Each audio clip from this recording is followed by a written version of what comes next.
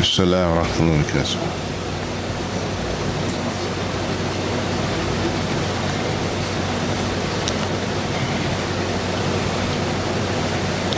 Um,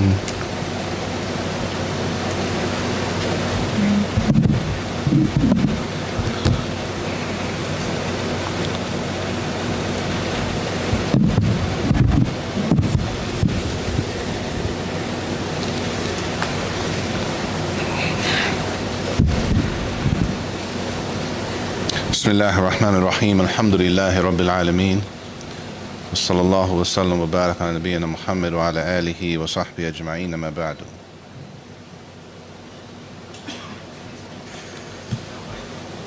السلام ورحمة الله وبركاته. So tonight, inshallah, we're going to finish this last section from the end of Al-Aqidah al-Wasitiyya by Shaykh al-Islam Ibn Taymiyyah rahimahullah.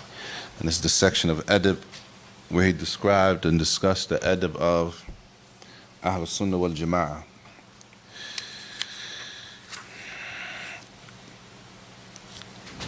And he says here, of course, every time he says they, he's referring to Ahl Sunnah wal Jama'ah. فقال رحمه الله وينهون عن الفخر والخيلاء والبغي والاستطالة على الخلق بحق أو بغير حق. He said that they prohibit one another, they prevent one another from 4 things.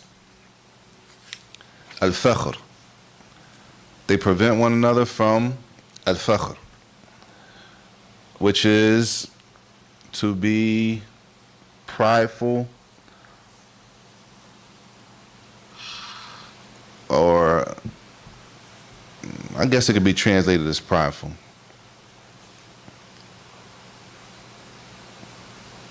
But the description, the example will make it a little, hopefully it'll be clear with the example. طيب, al-fakhr, it's almost like, it's 2 types, number 1. So it could be one that's good and one that's not good. You know, sometimes we say we take pride in doing something, right? When you take pride in doing something, that's not necessarily negative, right? Because that pretty much means when you do it, you try to do it right to the best of your ability. We're not talking about taking pride in doing something like that. But taking pride in, as he says in the example, Shaykh al-Thamaraat rahimahullah, said a person is prideful over somebody else, biqawlihi, with his statement when he says, ana alim, like I'm knowledgeable. There's no benefit in mentioning that, right? Or I'm rich, I have money. That a person brags about something that they have that another person might not have, right? The Ahl Sunnah, they advise each other not to do that we don't do that. We don't just go around, if we could say, brag or boasting about something that we have that somebody else doesn't have, right? He says, ana shuja', I'm a person of courage. I ain't scared, as we say, right?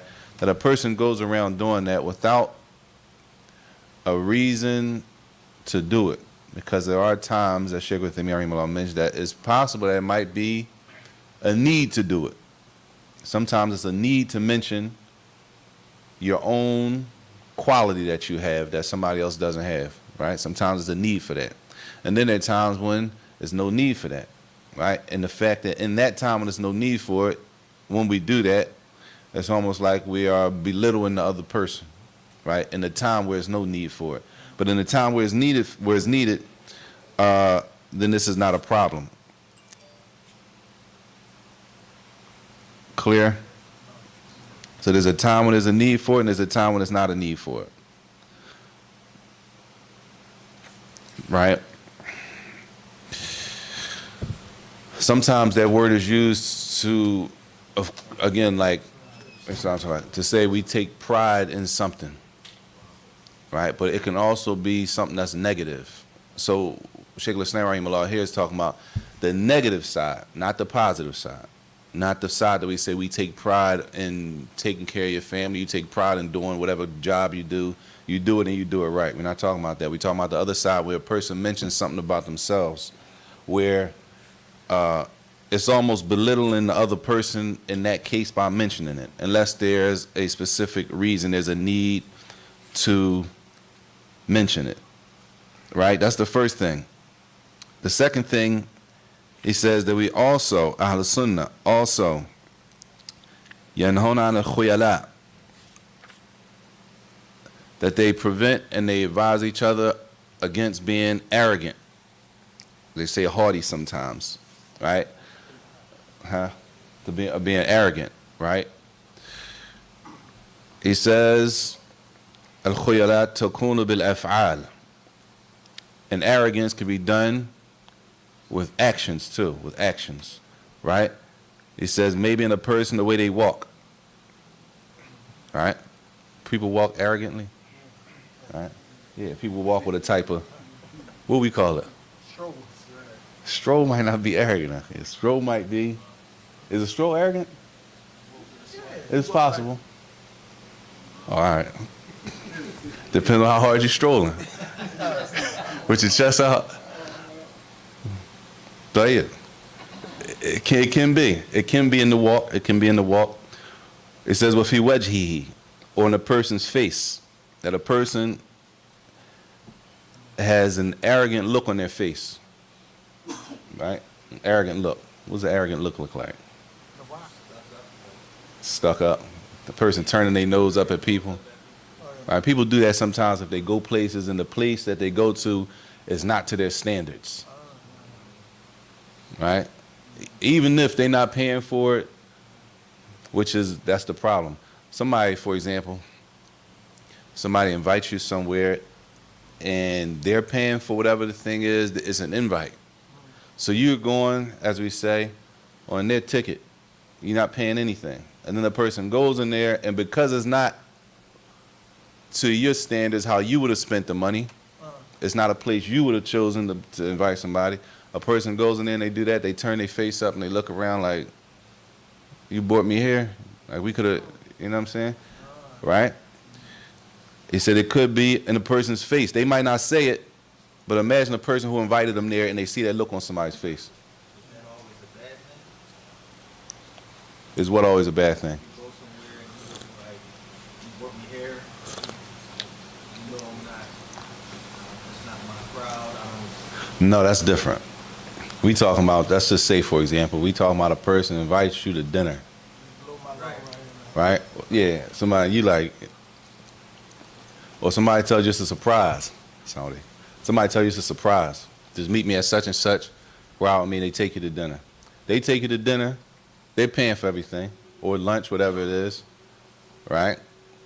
It's nowhere, I'm with you, nowhere haram. They're not taking you somewhere that's out of your, you know what I'm saying? They're taking you somewhere, invite you to dinner. They take you where they can, according to what they can afford, right? They say it's the thought that counts, right? It's the thought that counts. It's not about what you would have spent, where you would have took them. That's what you would have did, but you didn't. You didn't take them, they're taking you. So they take you where they take you. And then a person turns around, they look at the look on the person's face, and they got their face turned up like, let alone if they start criticizing the place, right? Allah understand. Allah forgive us. That's not good adab. That's not good manners from the Muslim, for the Muslim, right? Yeah, you might not have went there. So what do you do in a case like that?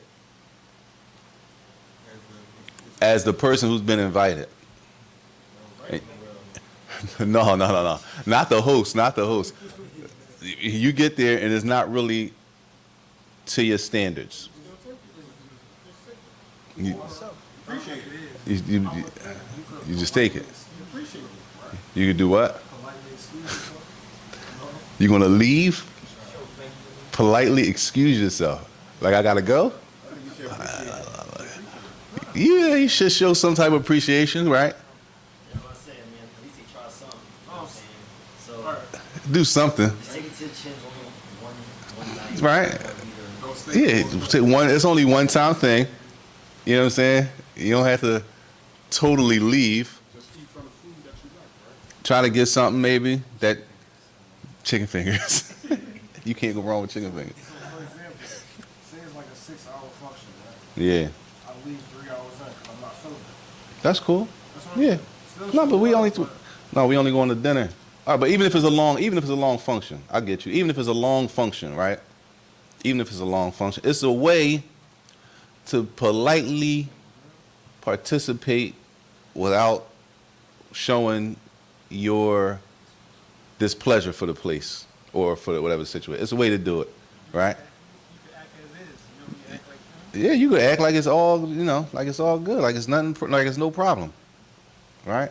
But what we don't want is the person who invited us somewhere to turn around and see a look of disgust on our face. That's the problem.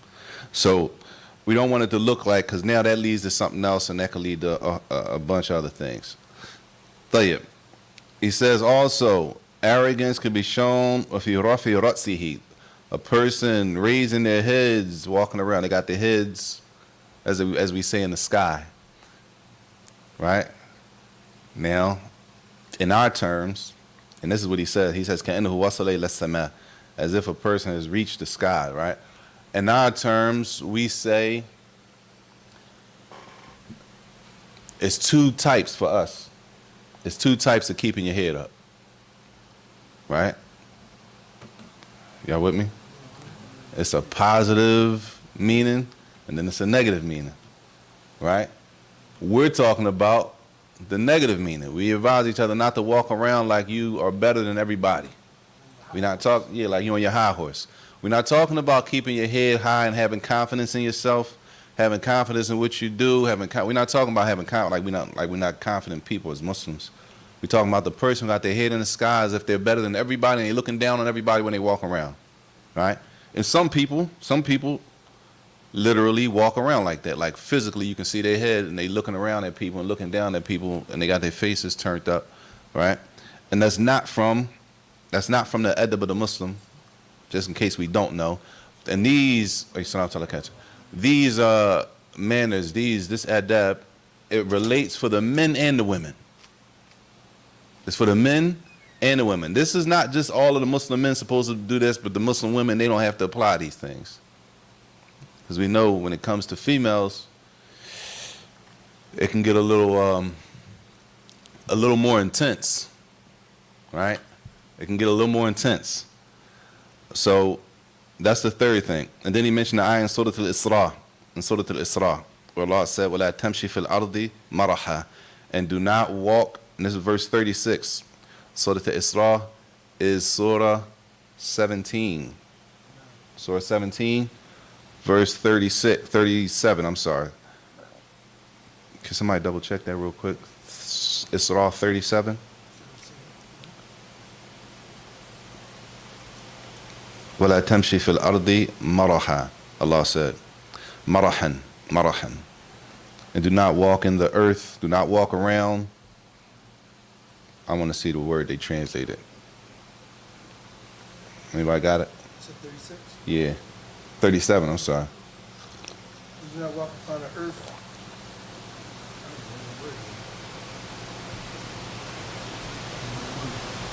Anybody else got it? Indeed, you will not tear the earth apart, and you will neither reach the mountain in height. What did he say? Do not walk on the earth. Excellently. Exaltedly. You see? Indeed, you will never tear the earth apart. You will never reach the mountain in height. 37, right? Good. And walk out on the earth with conceit or arrogance. Which one are you looking at? Do not walk on the earth with conceit and arrogance. In that verse.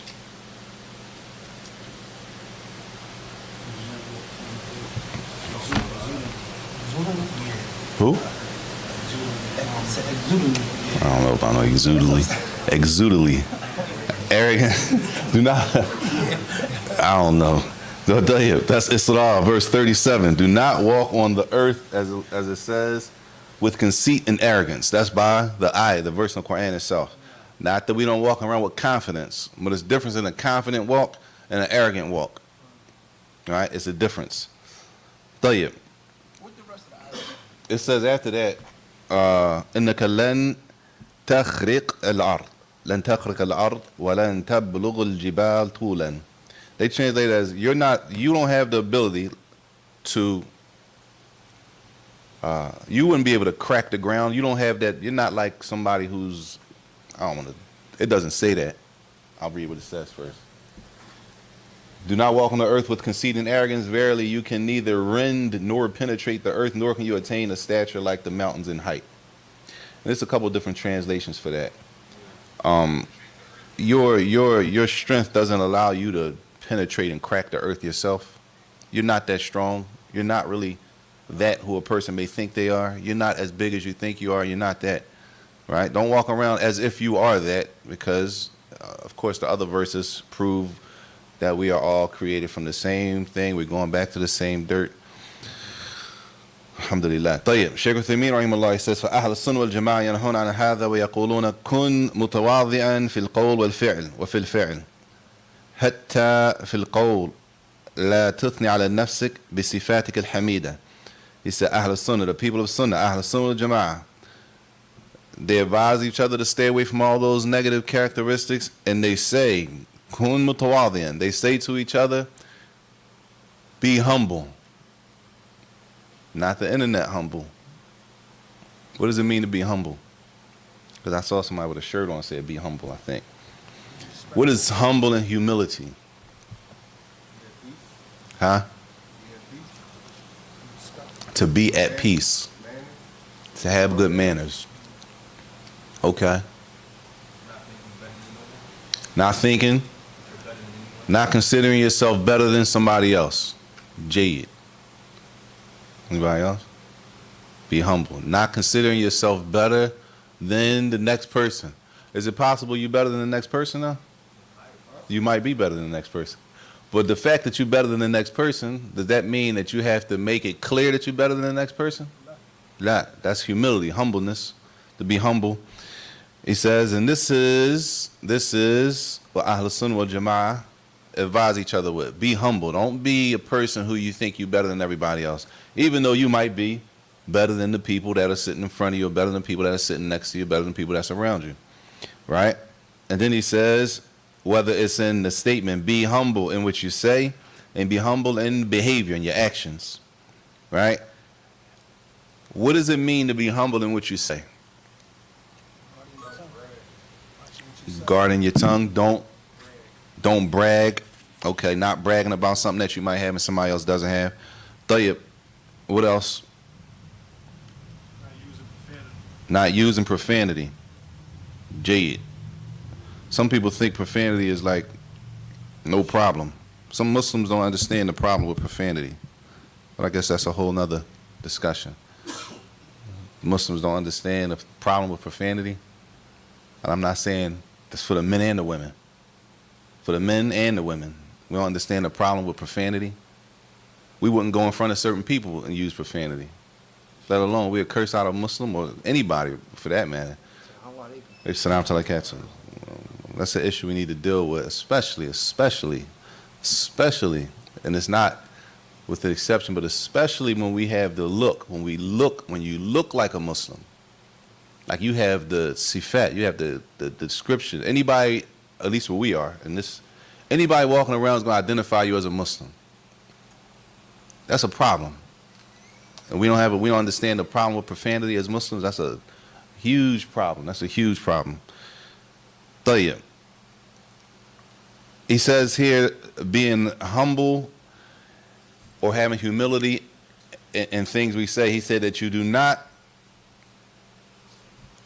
mention your own good qualities to other people. Right? That you do not mention your own good qualities to other people. Do people do that? Yeah. When do people do that? Just in general talk? Just general talk. I memorized this, I know this, now it's possible that at the time it's a need to mention that. It's possible it's a time to mention it, right? Like when? When is it possible it's a time that it's a need to mention some of your good qualities? When somebody asks you, mashallah. Mashallah. At a sit down. Huh? Appropriate conversation, y'all conversating about that topic. It's a conversation, somebody asks you, and it's a need to mention it on that topic. or sit down, because this going to lead to the next joint. All right? So at the sit down, you got to pull out what? All your good qualities about yourself. You got a whole list of stuff, right? Tayyib.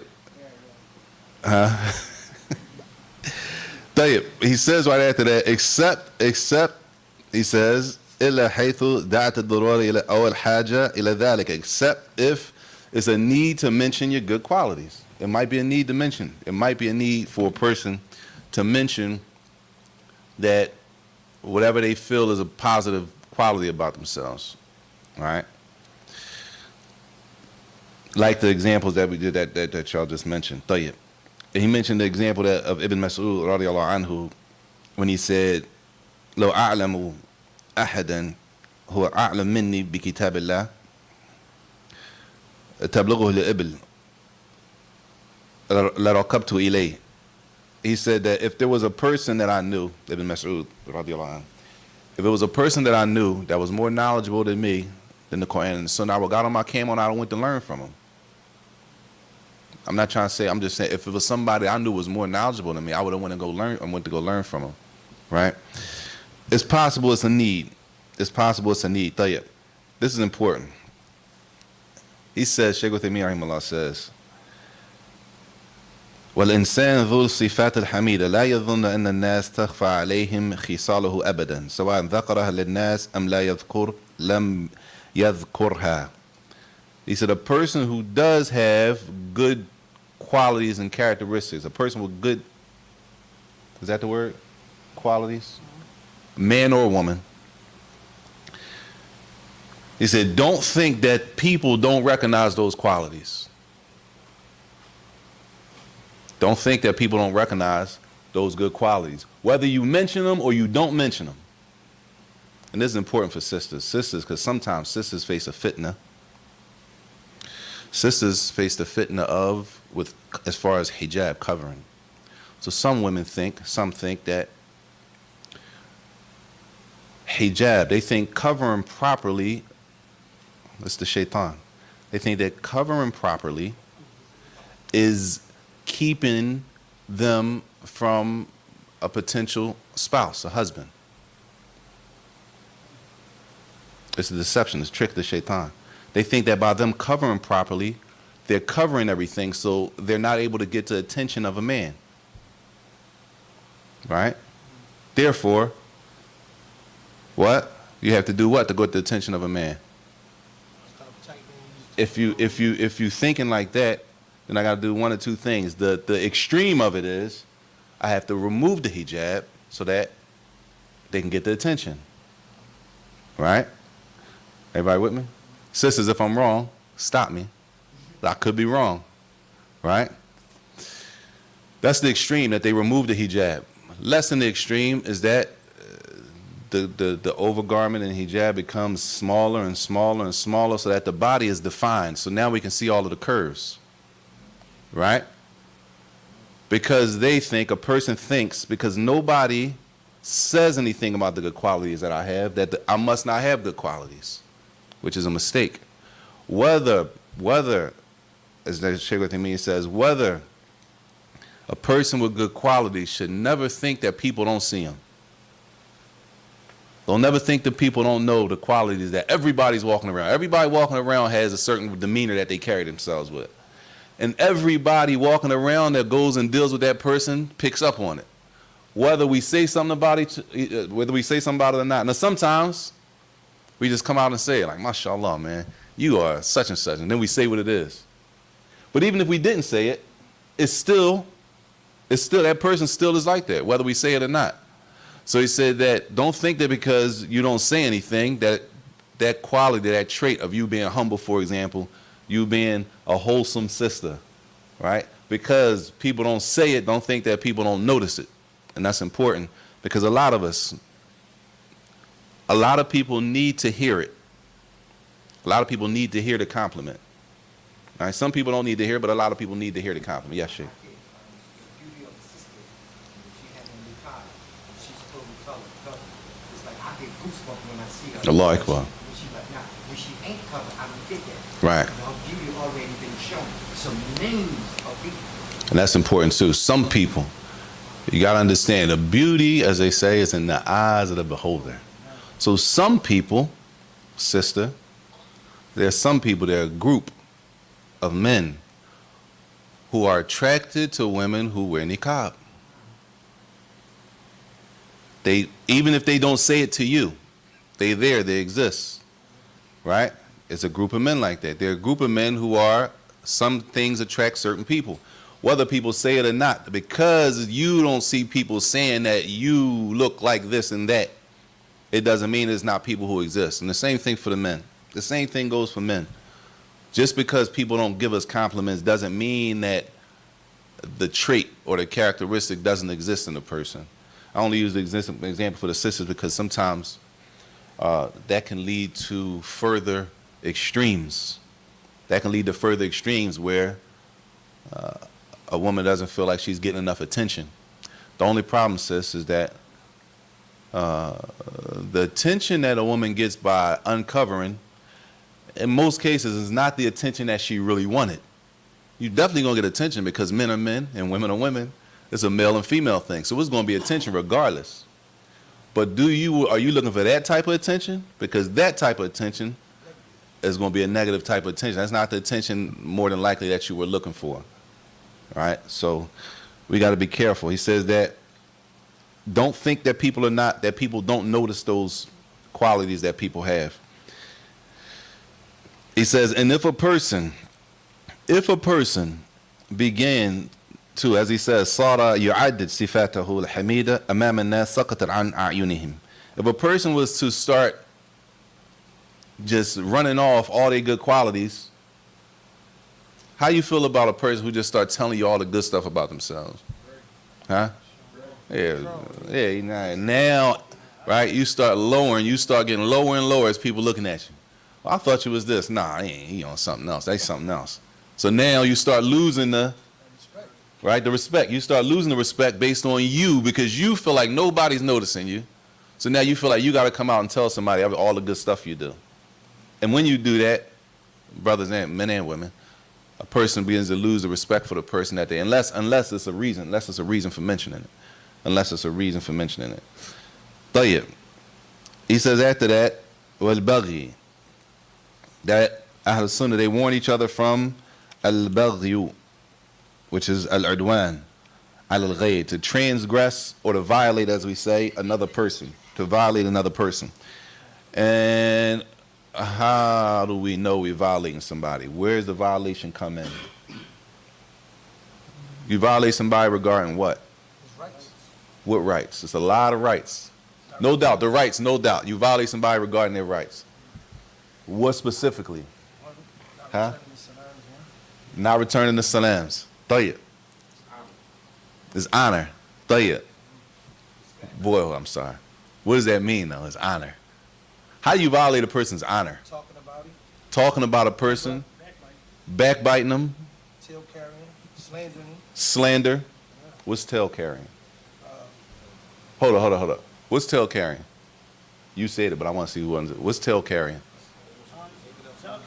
He said that's the old school. You don't know? Hold. Time out. Hold up. Do you know what tail carrying is? You don't understand that term. All right. Anybody else not understand tail carrying? Hold up. You understand tail carrying? You understand tail carrying? I don't want to know what. Do you understand it? Saying something that was already spoken about, you carried it on, you just keep repeating. Gossip, right? Gossip. You know gossip, right? He said that's an old school term. Gossip. Tell you, Allahu Akbar. That's what I'm saying. Tell you, all that's affect a person's honor. Well, what's another name for honor? Integrity. Huh? Respect. You say you can't tarnish a person's honor or reputation Assassinate his character. or assassinate the character. That's what you used to say. You assassinate my character talking about me like that, man. That's disrespectful, yeah. You assassinate my character. Or you destroy a person's reputation, right? That's a violation. Destroying a person's reputation is a violation in Islam. We are not allowed as Muslims to go around and just destroy each other's reputations, what people know you for. People know you for something, and you just go around destroying a person's reputation, right? With any of those things, whether it's backbiting, slandering them, gossiping about them, all of that tarnishes and destroys a person's reputation.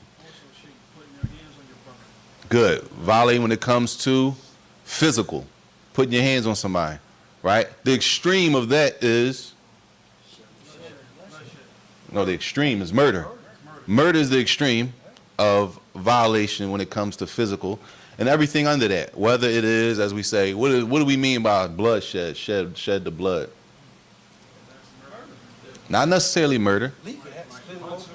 You hurt a person and you cut them to some point that they're bleeding. They don't have to kill them. The fact that you physically harmed them and it caused blood to spill, right? So murder is the extreme, and anything under that, huh?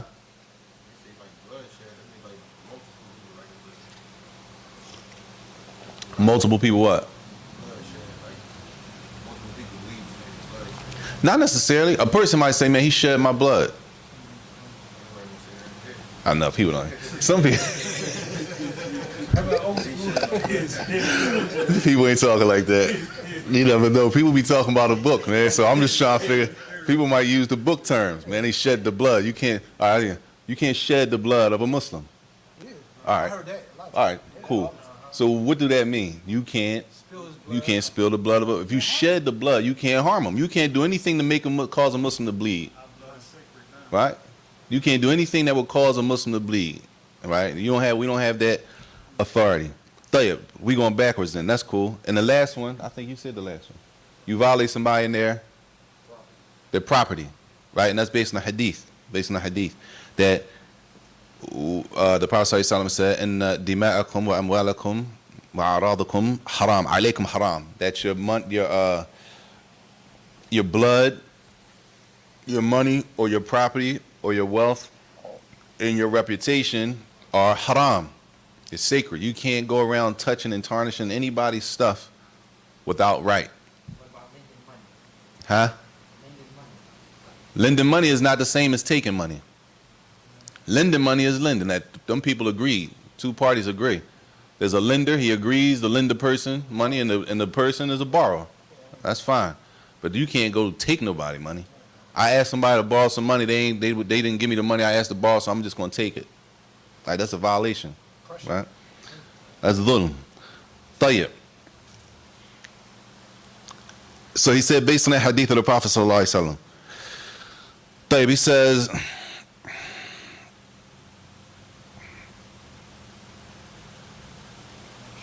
when it comes to a person's reputation, he says, يتحمل أن يراد بها الأعراض يعني السمعة. A sum'ah, which is basically a person's reputation. And then they go and they do the things that was just mentioned, that a person goes and they start backbiting them and spreading things about them. Or he says that a person's reputation could be يتحمل أن يراد بها الزنا وما دونه.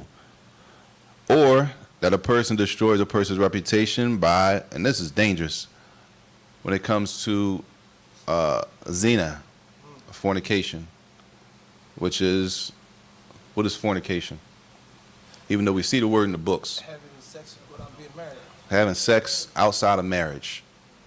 Having sex and a person's not married in Islam is considered to be fornication, which destroys a person's reputation.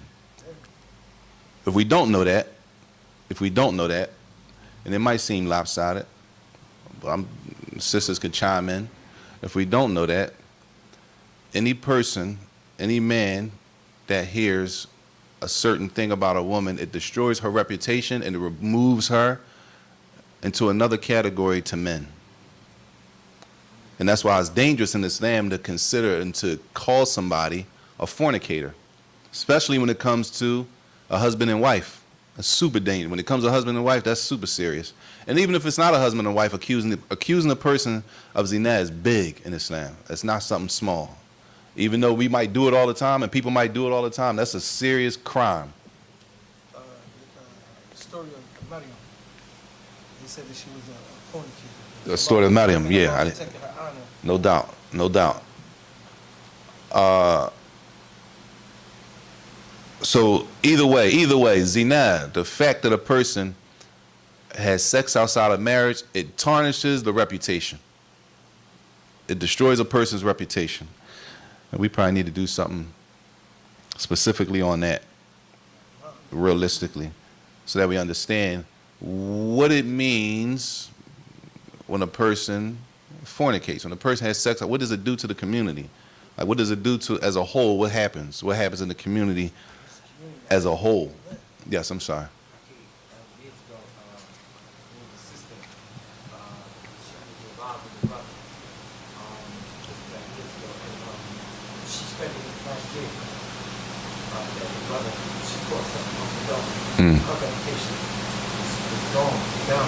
She's spreading the mad shit, what? No, she spread the rumor in the last year that she caught something Oh. on the brother. She spread a rumor that, She told some of the sisters and the sisters they didn't stop the rumor, got into the magistrate. we gotta be careful, man, destroying people's honor. And it ruined her reputation. We gotta be careful because you know how it is. We could say it or whatever we want. Some things that hit the air, some things that go out, is no pulling them back.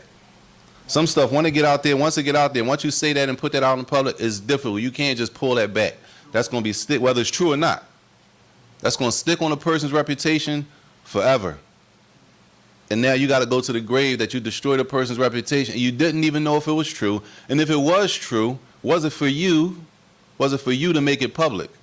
We got to be careful. We have to be careful. Yeah, Allah protect us. I mean. طيب. He says the fourth thing, وكذلك الاستطالة على الخلق الاستعلاء عليهم بحق أو بغير حق. And this is kind of related to the same thing, that a person considers themselves better than other people, whether they have the right to feel like that or they don't. That we never exert that on people and let people know that, yo, you're under me, I'm above you, you're not this, and I'm this. We never, that's not from the adab of a Muslim, man or woman. Man or woman. Of course, y'all, there's always times, there's an exception where, we're not talking about the exception. We're talking about the rule. We're not talking about the exception. The rule is that we don't go around telling everybody that we're better than them. The rule is that the Muslim is a humble person. They don't have to show everybody that they're better than them. They don't have to mention all of their good qualities. That even if they're not mentioned, that the people know what they are, right? Of course, and then there's a time where there may be a need to mention a good quality. It's a time where it may be a need to say something negative about somebody. Those are the exceptions, but we're not living by the exceptions. طيب.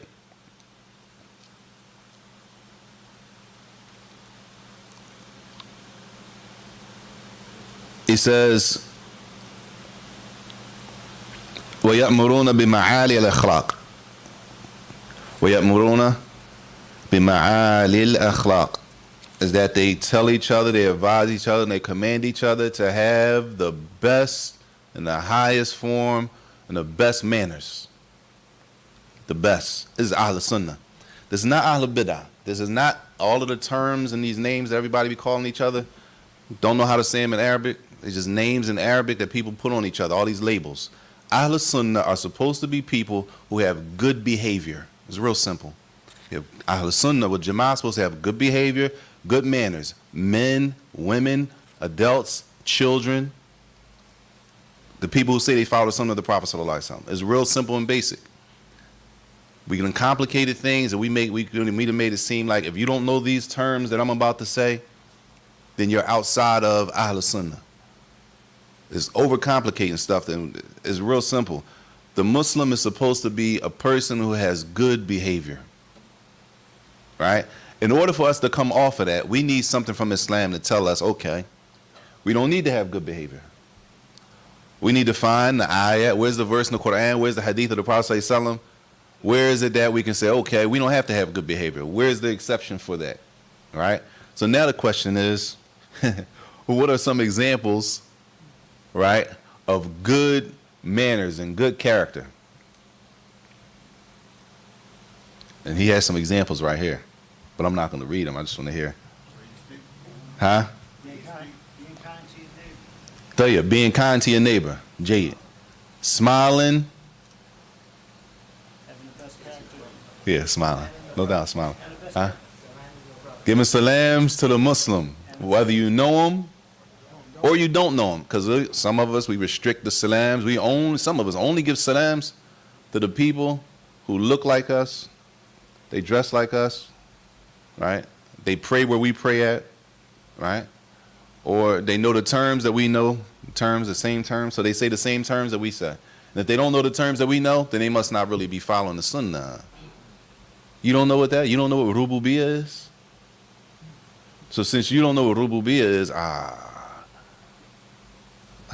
you must be on something else because you don't know what rububiyah is, which is a mistake, y'all. We using terms to gauge a people's deen. So if a person doesn't know the terminologies that we use, they don't know, like, what does that equal? Because we've made an assumption.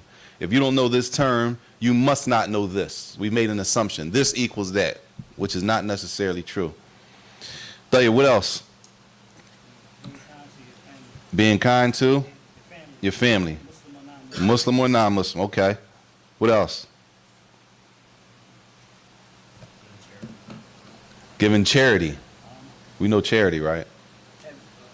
What's charity? What's sadaqah? Sadaqah is Arabic for charity, Sheikh. What's charity? Huh? Charity's just giving us Zakat. What's, huh? charity's just having a smile. I mean, No, we talking, what type of charity you talking about? Also, like food and money, So what do you mean? like giving what you have to those who may need it. Tell you, I just want you to simplify, man. Giving what you have to those who may need it. having poor, Huh? Helping others. giving to those who beg. Giving to people, Giving to people who beg. people who might be begging and need it. Giving what you have to those who need it, right? You giving people, you giving it to them free. It's a give. You're giving it to them. They need it. You have it to give. You give it to them. You don't need nothing back. You're not looking for anything in return. You're not looking for them to give you anything back. You're not giving it to them because you want them to stay away from you from this day on. Like, yo, I'm going to give you this, but don't come back past here. That's not, right? Allah Mustaan. Tayyib, what else? Having the best character in the workplace. Having good character in your workplace. That's good. Jade. Having good character wherever you work at, that you display the character of a Muslim when you go to work. MashaAllah, that's good. You got one? Huh? Giving money to the masjid, supporting the masajid. Jade. He says here, a sidq, being truthful. All right? To be truthful. That's the example you use. Kasidq, being truthful. We did that this morning. A sidq. It's truthful. Being truthful. What is truthful? The Muslim doesn't what? Lie. The Muslims don't lie, y'all. Muslims are not supposed to be liars. The Muslim is not supposed to lie. We're not talking about no white lies, no black lies. We're talking about lying. The Muslim is supposed to be a truthful Muslim man, a truthful Muslim woman. You're supposed to say what's true. You're not supposed to be lying. We do know lying is a sin, right? Kadhib, it's haram, it's a sin. To lie is a sin. We're not talking about no exceptions. Don't look up, Sheikh. You raising. Oh, I thought you about. I was carrying my mind when the Prophet said you need to child with a lie with mice. Right. A person, a Muslim, not supposed to lie. What was the characteristic of it? That was the characteristic of the shaitan, right? Was that the hadith about the shaitan? You said he's what? He showed you a lie, but he told the truth. Oh, I thought you were talking about that. I thought you were talking about the other one, the hadith of Ayatul Kursi. Abu Hurairah. Yeah, Ayatul Kursi. Tayyib, he says, well, afaf, to be, they say chase, guard your chastity. Is that understood? Take your private parts. No. Oh, what, chastity is not, okay, what about protect your private parts? Yeah. Whoever gets Now, we are, now, if you're talking to somebody who don't know these books that we read, they not, let's just say they're not even Muslim, or they're a new Muslim, and you tell them Do you tell me you have to protect your private parts? Don't have, you can't Just- have sexual relations. No. That's different. Now, if you explain it, that's different. But I'm just saying, leave it as protect your private parts. They ain't gonna know what that means. They're not going to know what that means, right? So you got to explain it to them and say, They're gonna think it means just to be covered. I don't know what they're going to understand. It's understood between us because we used to reading that type of terms in books, to guard your private area. But if you're talking to a person who's not used to that terminology, we need to explain to them what guard your private part mean. Like guard your private parts. What does that? That's like just saying, guard your tongue. Yeah, guard your tongue. Like what does that mean? Well, there you go. It's better to say that than to leave a person possibly not knowing what you was trying to tell them. Or assume something that you wasn't trying to, that's not what you were trying to say, right? So, what would you say guard your private parts mean? To protect your private by abstaining from. Come on, man. Legal sexual. Oh, no, man, no. What is, You're like, what's illegal? all you want is a simple, yeah. To avoid all cause Sexual relations. having sexual relations with those outside of Man, no sex before marriage. Yeah. No sex before marriage. Muslims are not people who go around having sex and we not married. No hugging, no touching. I don't know if sisters understand this, or brothers. We're Muslims. We're not supposed to just be hugging random women. Right? Everybody, we human. I'm not going in all that. I'm just saying. You're not supposed to be hugging. Sis, you're not supposed to just be hugging random people because y'all been working together for a long time. That's not like, you know what I'm saying? Some sisters say, like, people think, and brothers, they think that we've been working together so long. No, it ain't like that. No, it is like that. It's always, sisters don't understand. It's always like that for men. It's always like that. Am I right, brothers? Huh? It's always like that for men. It's always like, I don't know what sisters think. They might not know, but no. Number one, Islamically, that's why we have things in line to keep us from going down the wrong road towards zina. Allah said, well, I talk about zina. Don't even go close to zina. Not don't do zina. Don't go close to fornicating. When there's things that lead up to that. Being alone in the room with people, it's only y'all two, hugging, flirting, and things move from one thing to the next. And you think because y'all been cool and y'all been working together so long that y'all can give hugs and nah. You got to keep your guard up. The brothers and sisters, you got to keep your guard up because and say we always waiting for a chink in the armor. If that door open up, it's always, huh? Even when you're married. Once you get married, it's the same thing. Once you get married, there's no hugging, you hugging this one and he hugging this one. Nah. That stuff leads somewhere else.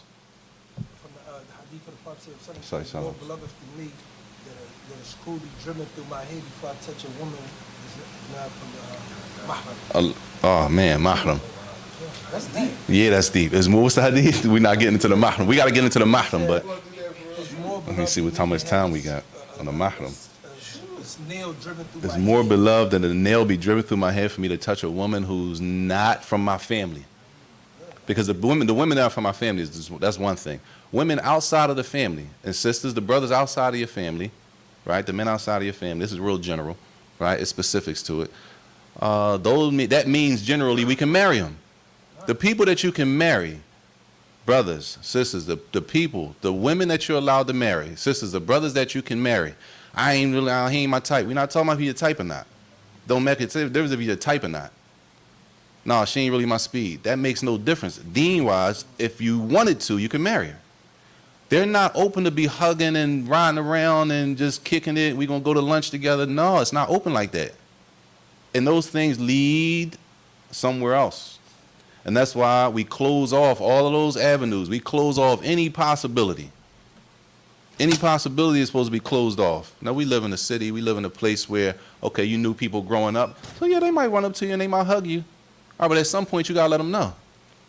At some point, I say, listen, man, I know you don't mean no disrespect, right? Because they might not be trying to be disrespectful, but at some point, you got to know, especially because this is an issue. Sisters get married, brothers get married, and they have what they call friends. They have friends. He has, I don't know about the man, he says he has friends, and they're women, right? Before he married now. And she had friends who were men, and now she's married. So how that's supposed to work when you get married? She's supposed to continue to have male friends, like Islam don't. And the man, your husband, is supposed to continue to have female friends after y'all get married. When you're not supposed to have them before we get married, like what you doing with your male friends, and what are you gonna do? What is the brother gonna do with his female friends? That's a whole problem in itself. So that guarding the private part, or that guarding yourself, is not just intercourse, sex before marriage. Anything that's going to lead up, that could possibly lead up to you making a mistake. Right? All of those things are from the Muslims having good character. Yes. Even the cousin thing, like how you deal with that cousin thing, that's a big thing too. Sheikh, that's a whole John. That's a class. That's a whole class. The cousin about the one thing is general. She can hug her brother, her father. No doubt. No doubt. But there are people, there are people who are not the cousin and things like that. There are restrictions, right? Which a lot of times, for real, even amongst us it's a discussion, and amongst our families. It needs to be a discussion so that people don't get the wrong impression of Islam. Sometimes we just do stuff sporadic. We don't have no explanation, and we don't know how to explain it. We can't explain it. And sometimes that doesn't do good as far as dawah-wise to like people who are not Muslim and family members and stuff like that. You know what I'm saying? Yes. That hadith is in Al-Thamaraat. Tabarani. What's the hadith? About the nail being driven through the head. About the nail being driven through the head before you touch a woman that's not a mahram. Sisters, I wish the mic was back there so we can know what a mahram is. We need to know what you gonna give it to them? I don't know if they want to answer. We need to all know what a mahram is. We need to know what a mahram is, man, because it's a big misconception of what a mahram is and when is a mahram needed. And that's the problem. The problem is I don't be trying to be funny. We're using terms, and we can all sit in here and have a different understanding of what the term means. Sisters, if there's any sisters over there, can somebody tell us what a mahram is, in your opinion? There's no wrong answer. This is not a right or wrong answer. The same thing we do on this side. We need to see if it's 8 people in the room and we ask what the definition is, we might get 8 different answers. Oh, nobody gonna grab the mic back there? We heard y'all over there. Tell y'all, we trying to get to the bottom of this. This is a serious business. A mahram. When is a mahram? What is a mahram? When is a mahram needed? Right? Who is a mahram for a woman? Who's not a mahram for her? This is important. This is important. This affects your life, how you're going to live your life day to day. Wouldn't it be considered like a male family member? A mahram, like your wali or your wakil? Okay, a male family member. A person that you can't marry. A person that you can't marry. Okay, Jade. A mahram for a woman is a man that she can't marry. Those family members, her brother, father, uncles, right? Them people she can't marry. Next question. When is a mahram needed? When does a woman need a mahram? This for the sisters. I need to know the sisters. When you traveling. Jade, when you're traveling. Okay. What's traveling? It's for the sisters. When is a person that's considered to be a traveler? When you traveling outside of your home state. When you travel outside of? The country. Oh. Come closer, not the country. That is traveling, but it's less than that. It's closer. You don't have to go outside the country to be a traveler. 50 miles outside of your city. Okay, 50 miles outside somebody, mashallah. Humbly. 50 miles outside of your residence. Tayyib. So now, this is the next question, sisters. If a sister lives, it's a question? Outside of your home, subhanAllah. So you're traveling when you go outside the house. In Islam, that's not a traveler, sisters.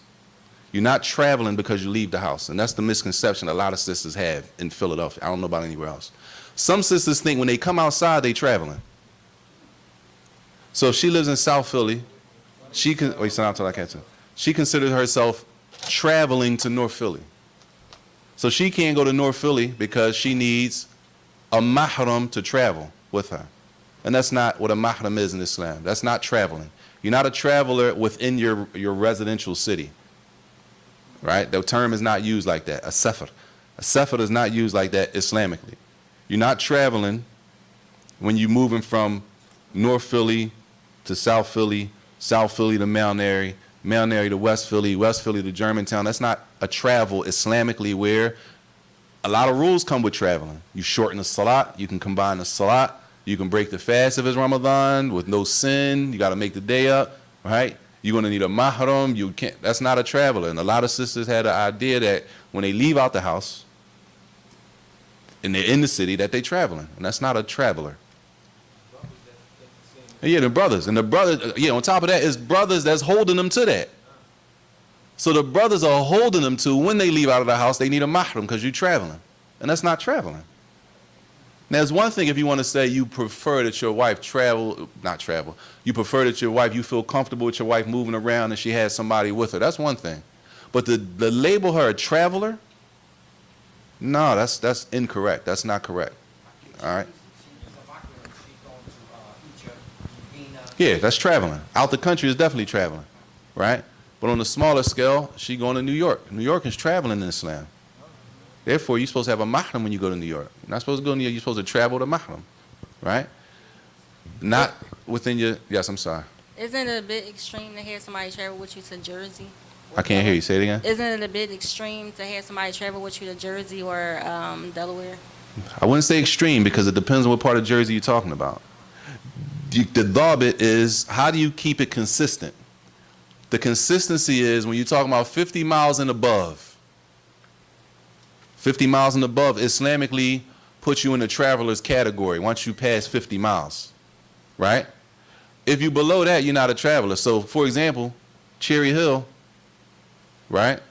If you're using that 50-mile, Cherry Hill is not traveling, right? So is that extreme? We're going to say people extreme, right? Or Camden. Camden is not that far. That's Jersey. But if you're talking about Newark, you're talking about North Jersey now. You're talking about almost at New York. That's a different travel. That's a different distance. So it has to be based on what Islam laid down as the distance, not as what we consider with the English word travel, okay? Tayyib. All of these are the characteristics that he mentioned to be good. That was all under guarding your private parts and being chaste or chastity. And he says, Adal amana, and fulfilling your trust. When you trusted to do something, that a person fulfills the trust. That a person doesn't betray the trust that a person gives them. He said, and they tell each other, they warn each other against the opposite. When yanhawna an safsafiha, they warn each other and we advise each other to stay away from those low,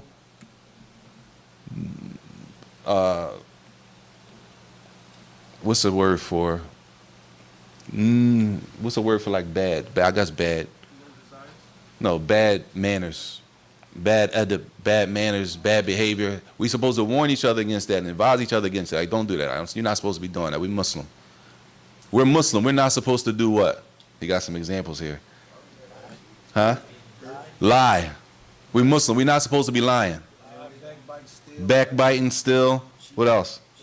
Cheating people. We're not talking about husband and wife cheating. Of course, that's haram too. We're talking about cheating as far as getting over on people in deals and business and stuff like that. That's cheating people. We're not supposed to be cheating people out of money, cheating people out of product, cheating people out of this. We're not supposed to be doing that. We're supposed to be upright citizens, right? The Muslims change the society. That's what we're supposed to. They're supposed to change the society. I'm sorry, what you saying? What else? Huh? Profanity. We got to bring the hadith on that. Hopefully we can do something dealing with profanity. He brings one here. He says, well, khiyana. Khiyana is deception. Deceiving people. What is deceiving? Goes with what? Yeah, with cheating people. What is deception? What does it mean to deceive somebody? What's another word for deceive? Trick. How do you trick somebody? What are you tricking people with? You show them one thing, and it's really something else. You setting people up for something, huh? You telling somebody you putting on his front, right? You frauding, as we say. You selling something. You selling something and it doesn't work, right? People sell themselves too on the internet. On the internet, people selling themselves, right? People sell themselves on the internet. So they put something up, to show one thing, and then when you meet them or when it really, that's not what the case was. Selling something that's overpriced, knowing that it's not worth what you're selling it for. That's different. We're not talking about the exception, y'all, because this is, what if you ain't know? We're not talking about if you didn't know. We're talking about people who know. You know it's not worth that, and you sell it, and it has a problem, and you don't mention the problem to the person, and you sell it to them at full price. Instead of mentioning, listen, this is the problem with it, so I'm going to give it to you for this. You know it's going to take off the money you're going to make, but the Muslim is honest. The Muslim is truthful. And you're only going to get what Allah going to give you. Anyway. Right? Al-Khiyana. Al-Khiyana has to do with, deception has to do with a lot of things. And we living in a time where it's deceptive in the way people look. Right? The makeup. They got them, the brother was talking about a couple of weeks ago, the bodysuits and all that kind of stuff. They got the toupees. We used to call them toupees. They got the joints for men. We going bald to get one of them fake joints with the waves on it. All that's deception. Right? It's deception. You imagine a person, just imagine a person, man and woman, they choose a spouse based on that look. Based on whatever it was that wasn't really theirs. Right? They marry him. They have a whole marriage ceremony, all that family involved and all that. Come to find out that that's not really what it was. That's deception. That's trickery. You tricked the person to think that you were something you're not. No doubt. That well-known hadith that the Prophet sallallahu alaihi wasallam said, those that deceive us is not from us. من غشنا فليس منا عليه الصلاة والسلام وكما قال عليه الصلاة والسلام. Whoever tricks us or deceives us or cheats us is not from us. That's a big hadith in Saudi. That's a huge hadith in Saudi. Whoever cheats us and deceives us is not from us. It's not from our way. من غشنا فليس منا. Whoever cheats us and deceives us is not from us. We got to be careful tricking people and deceiving people to thinking one thing, knowing that we're giving off that. That's what we doing it. Not that you wasn't trying to do it. No, you're trying to do it. You know that's what you're doing, and you're getting the result that you want. Right? The Muslim is not supposed to do that. That's khiyana, it's deception. In no way, shape, or form. You sit there and you tell people one thing, you know that what the result is going to get. Right? All that's a part of deception. May Allah forgive us and protect us. I mean. طيب. He says, in the statement, he says, in everything, وَكُلُّ مَا يَفْعَلُونَهُ وَيَفْعَلُونَ مِنْ هَذَا وَغَيْرِهِ فإنما هم فيه متبعون للكتاب والسنة وطريقتهم هي الدين الإسلام الذي بعث الله به محمد صلى الله عليه وسلم. He said everything that they say, who's the they? Ahl Sunnah, the people of the Sunnah. Everything that they say and everything that they do from everything that just preceded, meaning the adab, at least the adab and everything. He said all of this, they do it. And when they do it, they're following the book and the sunnah. They're following the Quran and the sunnah when they do it. We're not following the problem we have now. We're not following people. We're not following individual people. People are humans and humans make mistakes. We follow revelation, the Quran and the sunnah. This is the unrestricted following. Meaning the what we follow with no hesitation is the Quran and the Sunnah. When it comes to people, do we follow people realistically?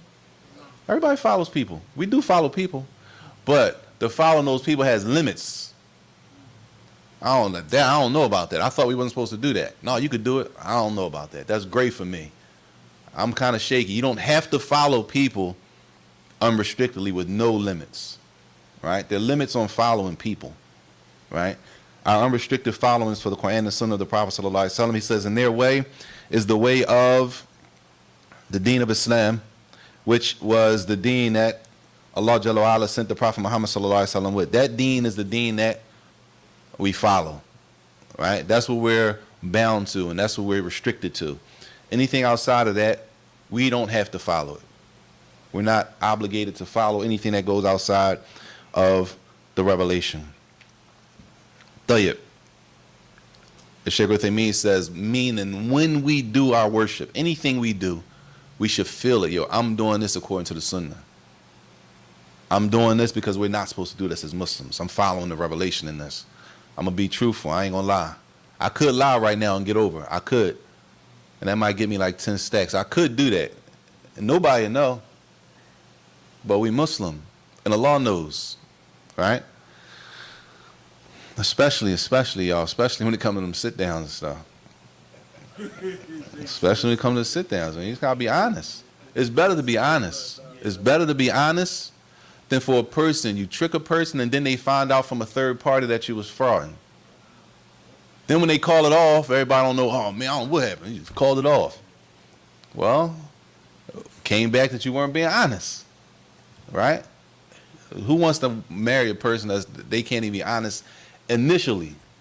We don't have no ties right now. We have no obligation toward each other. I don't owe you anything, you don't owe me anything, and you lying. Right? What's going to happen later on when there's actually stuff on the table? We got obligation towards each other, and you got to do things I have to do. What's going to happen then? You see what I'm saying? So we need to be careful and make sure we're being Muslim all the time, not just when it's convenient for us. And we'll stop there, inshallah, because the next section is related back to the Aqidah of Ahl Sunnah. And this is actually a hadith that a lot of people know. We hope somebody can explain it with a thorough explanation. And this is, he says, لما أخبر النبي صلى الله عليه وسلم أن أمته ستفترق على 73 فرقة كلها في النار إلا واحدة وهي الجماعة. Hopefully, the hadith, the Prophet ﷺ said that this ummah will split into 73 sects, right? 73 groups. The Muslims will split up. It'll be 73 groups. All of those groups will be in the hellfire except for one group, and that group is the Jama'ah. That group is the Jama'ah. And that hadith needs a whole explanation by itself. And this is not the class for that. And that's a lot, Sheikh. Honestly, man. It's another hadith. It says, وفي حديث عنه أنه قال هم من كان على مثل ما أنا عليه اليوم وأصحابي. They said, well, who's the Jama'ah? Who's the Jama'ah? They are those who are on what I am on and what, today what my companions are on. Right? Right? It says, صار متمسكين بالإسلام المحض الخالص عن الشو. We need to, that needs a whole explanation by itself. Because if you leave it like that, if it's just like that, whoever follows the Messenger sallallahu alaihi wasallam and what the Sahaba were practicing, Ahl Sunnah. Now the next thing is, because now you got a bunch of, well, wait a minute. What about the person who doesn't know the terms that we use? What if a person doesn't know the terms that we use? Right? Any term, not just Salafi, any terminology that we use. Because I heard a brother told me one time he was going to marry somebody, but she didn't know. The sister he was sitting down, she didn't know like some terms. So the fact that she didn't know some terms, he said, man, I can't, you know what I mean, I'm cool. He stepped back because she didn't know terms from like Tawheed or Rububiyyah. She didn't know the linguistic, what does that mean? She didn't understand what that meant. The term itself. Not that she didn't know what Tawheed al-Rububiyyah was. Not that she didn't know what it was and that she implements it as a Muslim. Not that she wasn't practicing it. She didn't know the terminology. So to him, that was a term, no, I can't even deal with that. I'm cool. Right? What happens when you have people who don't know the terms that we're used to hearing, but they're doing everything that the Prophet ﷺ and the Sahaba were on? You see what I'm saying? You see the problem? We regulated it. We restricted it to people who sound like us and say what we say. And if you don't say what we say the way we say it, then you must not be from who we say we are, which is dangerous. It's dangerous. It's dangerous. All right? And all of that takes that's detailed talk. That's not a quick run through. Right? Because everybody loves the Quran and Sunnah. Quran, okay. Yeah, Quran and Sunnah like the Sahaba. Yeah, like the Sahaba. Okay. Regarding what? Because the Sahaba didn't agree on everything. The Sahaba different in some areas. They different in some things. So we just, all that's general. Okay, everybody says that. So now how we get to distinguish, right, who is following the Jama'ah and who's not following the Jama'ah? what was based on what? Right? You got to, that's deep. Now we need details. Right? Some stuff is general, but now we need details. Right? And most of the time, we're not hearing no details from each other. We just hearing people not doing this, they not on it. Why not? Because he cool with Muhammad. Him and Muhammad cool, so, you know. So what does that mean? It's been minimized so much that all you have to do is say a person's name and a person will consider that person, they're not practicing Islam correctly. Or a person goes to that masjid, they don't practice. Where you pray at? Such and such. Or he's not practicing Islam correctly. No text, no detail, no anything. Which is dangerous. It's dangerous. Loose lips, for sure. It's following off with somebody else. Like you see that tell cat. Like so-and-so said this, so-and-so said this, so-and-so said this, so-and-so said this. You get a person that's new to the deen, trying to learn, right? Eager to learn, and they lose that fire. They lose that fire. There's no doubt. One thing. No doubt. We got to be careful. We don't want to be the pro. We don't want to be the people. We don't want to be the person who drives a person away from deen, away from Islam. A lot of people just talking, and everybody has to stand. It's angels. We all have angels. That's from our Aqidah. We have angels who are writing. We have a book. Everything is written down. Nothing goes by, just they miss it. It don't work like that.